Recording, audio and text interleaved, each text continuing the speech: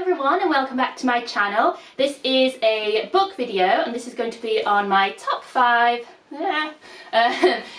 non-fiction books. So I hasten to add that obviously this is just my personal opinion, as everything is on this channel, but also I haven't really read that many non-fiction books and it is something that I want to get into more, so I'm kind of championing them to myself as well as to other people, and I just thought I would share some non-fiction because I feel like perhaps it's an area that other people struggle to get into as well. This year I've been trying to read at least one non-fiction book a month. Obviously we're only in May, but I've kind of stuck to that and I've read 4 full ones and 1 that I gave up on. But anyway, these are like my top 5 that I have read so far in my life. And hopefully they kind of cover a bit of a mixture of topics. So I will start with this one. So this is The Immortal Life of Henrietta Lacks. It was published in 2010, so it's a fairly recent book by Rebecca Skloot, who is a journalist. And this is possibly the gold standard of non-fiction books. I've seen it on so many lists when I've googled best non-fiction books to read. It tells the story of a poor black woman and her family named Henrietta Lacks, who died in 1951 from a pretty virulent form of cervical cancer. Unbeknownst to Lacks, at the time when she was treated, a sample of the cancer cells, or the cervical cells, were taken to be tested for the diagnosis of the cancer and then for a treatment. But those cells were then retained and actually were developed into a cell line called HeLa cells, which are still used by scientists today to study various diseases. It's really helpful for scientists to have cells that they can experiment on in petri dishes, but it's incredibly difficult for them to keep cells alive outside the human body. But the HeLa cells were so virulent that they did continue to survive outside of her body, and they were then able to use them and have been able to use them for like 70 years since then to do their research. Skloot explores Henrietta Lacks's life and her family, and also the ethics of using samples of a patient or from a patient without their knowledge or consent, putting it into the context of the time and the ethics of the time, and then also the context of race relations, I suppose, in America at the time, 1950s America. Lacks's family were angry and upset when they found out that her sample had been taken without their knowledge and consent, and they were also particularly mistrusting of the medical and scientific community and believing that scientists were making large profits over the use of their mother cells, which wasn't necessarily the case. They also, her family, a lot of them had some quite serious health conditions themselves. So Henrietta Lacks's son, who I think is called Sonny, or was called Sonny, had to undergo a heart bypass. And when he was going in for the surgery, the doctor treating him at the time remarked that his mother had saved millions of lives because of the sample of cells that they took from her, and the research that scientists were able to do had led to treatments and cures for other diseases. But what he said to Sonny in surgery, or before surgery, was that his mother had saved millions of lives. Then he went in for his heart bypass, and when he came out he had a huge medical bill that he had absolutely no way of affording, like, astounding cost. So it's just putting it into the context of her being part of a poor black family at the time in America, as well as it also being a story about science and medicine. So there's quite a few elements to the book, but it is really well written, and Skloot does a good job of pulling together all the strands and making it really easy to follow and interesting and compelling. So definitely recommend. So book number 2 is Timekeepers by Simon Garfield. So it's how the world became obsessed with time, and this was published in a year, definitely, 2016, so it's actually a little bit more recent than the previous one, but they're all around the same kind of time, I guess. So this book is how the world became obsessed with time, but really I suppose it should be how the world became obsessed with tracking time and measuring time, although when you think about it, what is time without it being tracked? Because time is how we measure the passage of time. Anyway, it sort of hurts my brain to think about it, but I do find it really fascinating. So this book really appealed to me, and it covers a lot of ground, and it's not particularly long. How long is this book?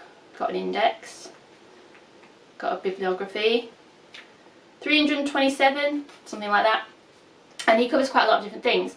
So he looks at the campaign to decimalize time, so we would have a 10-hour clock instead of a 12-hour clock, and then how that would completely change the calendar as well.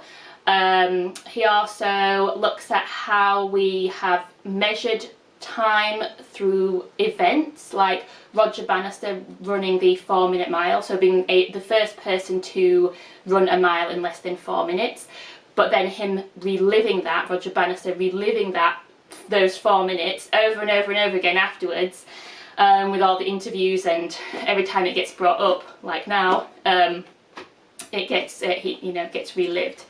Roger Bannister, incidentally, was a doctor, and he was like a very successful medic. I didn't know that at all. Anyway, that's incidental. He also mentions, it's quite interesting that the length of songs was actually impacted by the technological limitations of records. So how long of a song you could fit on a record limited how long songs were when people, wrote them and produced them, because obviously they wanted them to be able to put them on the records. So he looks at that, and then also you get some good anecdotes, like he has a whole chapter on people spending absolutely staggering amounts of money on very fancy wristwatches, which is really interesting because so few people wear watches now because everyone has a phone, but the luxury watch market is really still flourishing, thriving, it would seem, and people are spending huge amounts of money on these watches. But he makes the point, or the little funny aside, that in shop windows clocks and watches are set to 10 minutes past 10 because it makes the face of the watch look like it's smiling. So we're still influenced by something as sort of silly and emotional as a smiling face, rather than a frowning face when we're buying a watch and spending a significant amount of money on it. I found this really interesting because it covers so much ground. I think that is the strength of the book, that you move through a lot of different topics that relate to time in some way. I think that for some people, though, that might be the weakness of the book, and perhaps it doesn't feel like there's a cohesive argument running through the book and pulling it all together. But for a book about time, I did think it was really interesting, and it did really appeal to me. So another one I recommend. The third book is Threads of Life by Claire Hunter. I think this is one that was given to me. I don't believe that I bought this. So Threads of Life, A History of the World Through the Eye of a Needle. And this is from 2020, so we're getting more recent, I suppose, with these. So this is a part memoir and part exploration of the importance of sewing, but it is written by Claire Hunter, and it is about her life and experiences as a sewist and an embroiderer. So she has worked as a banner maker, she's made things with the NHS and local community projects, particularly in Glasgow, from what I remember from the book. And then the book also, though, covers a lot of world events and political events and historical political events. The chapter titles are quite interesting because you don't have chapter titles like embroidery or fabric or thread or whatever. But there's quite a few, but some of them are power, captivity, identity, connection, loss, community, place. So it has a more political or social political way of structuring the book, if that makes sense, which I think is quite interesting, and I liked. So she's trying to explore the history and importance of sewing, and you do have stories about like the mothers in 1970s Argentina who were protesting the disappearance of their children by wearing embroidered headscarves. There's Mary Queen of Scots, who from captivity was embroidering in secret treason into some of her needlework. And then you also have the Names project for the in the 1980s AIDS memorial that featured panels for people that had died in the AIDS epidemic. So once again, there's quite a lot going on, and I think that's clearly what appeals to me in these non-fiction books, is that it covers quite a lot of ground, and you move from seemingly different topics that in and of themselves are very interesting, informative, political, but also have a captivating story and human interest or an emotional side, but that the author themselves is able to pull that together and make it something that actually is cohesive and coherent and interesting. And I think it's her personal story and like the memoir element of it that probably does that, because she's able to bring it back to her and her experiences of the importance of sewing, particularly in terms of the local community. So if you're interested in sewing and embroidery and that kind of stuff, and you want to read a book about the historical and more political importance of sewing, I recommend Threads of Web. Book number 4 is Why We Sleep, The New Science of Sleep and Dreams by Matthew Walker. Dr. Matthew Walker, he's a sleep scientist. So importantly, this is why we sleep, this is not how to sleep. Although he does give a few tips at the back, this is not a book telling you how you can get a better night's sleep or how to treat insomnia. This is more a book telling you about all the illnesses that you're going to get because of your lack of sleep. So I would think if you are an insomniac, probably don't read this, because it would just increase your anxiety, which will only make it harder to fall asleep. So as I said, Dr. Matthew Walker is a sleep scientist, and he is currently a professor of neuroscience and psychology at the University of Berkeley, or Barclay, I don't know how to pronounce it. It's spelled Berkeley, so we'll go with that. And he also created something like the Centre for Sleep or something, and so he's just a passionate enthusiast about sleep and probably the leading sleep scientist. He's also something of a media sensation, and whilst I've been looking at more stuff online about like health and fitness and just ways to generally improve my health and maybe live a bit longer, he's cropped up quite a few times. I have heard when I was doing some of my searchings that some people have suggested some of the things in the book are inaccurate, and he has responded to those criticisms or complaints. I just don't know enough myself to know whether they're valid criticisms or not, so I find that quite hard to, you know, come down either way on. But I think that most of, you know, I think the basic thrust of his argument that sleep is really important is probably very true. So yeah, I don't know if you are interested in this book, you may want to just do a bit of research about what people have said about him before you take it all as gospelly true. So one section of the book is really about the importance of sleep, how it's really important for our mental abilities and our decision making, our mental health, our mood, why it's really important to prevent and protect us against a lot of illnesses, and how come we've evolved to this point as human beings, but we still need 7 to 9 hours of sleep every night, which does place us in quite a vulnerable state during that period. You know, when we would have been more primitive people, that would have been our most vulnerable time, when we were just asleep at night time in particular. So why it's clearly something that is still so important. The second half of the book is more like all the bad things that are going to happen if you don't get enough sleep. So that's all of the illnesses that you don't want: Alzheimer's, cancers, diabetes, obesity, a lot of mental health problems, and then just lacking the ability to, you know, concentrate and make decisions and things, and how that impacts world leaders and the decisions they're making. And also things like when people are tired and then they drive and the accidents that it causes, or people having falls in the night because they're up in the night and things.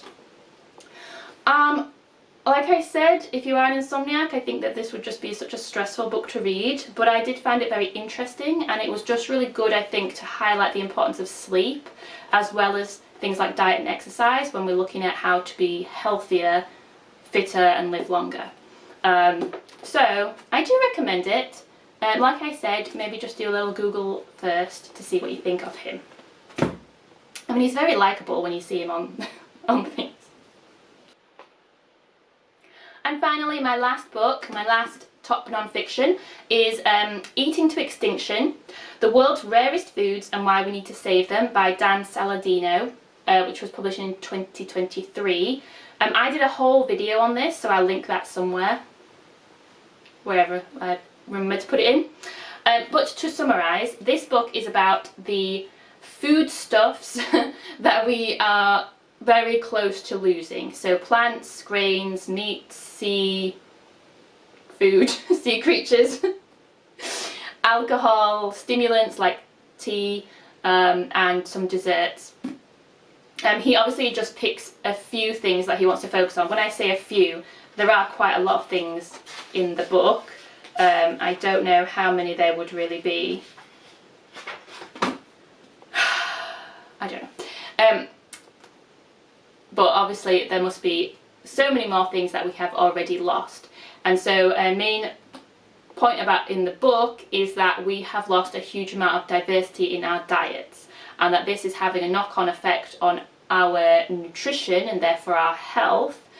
Also, it places a lot of pressure on the plants and grains and things that we do grow now, because they are potentially at risk of being wiped out by a disease because we lack that diversity of other types of the grain that might be more resistant to those diseases.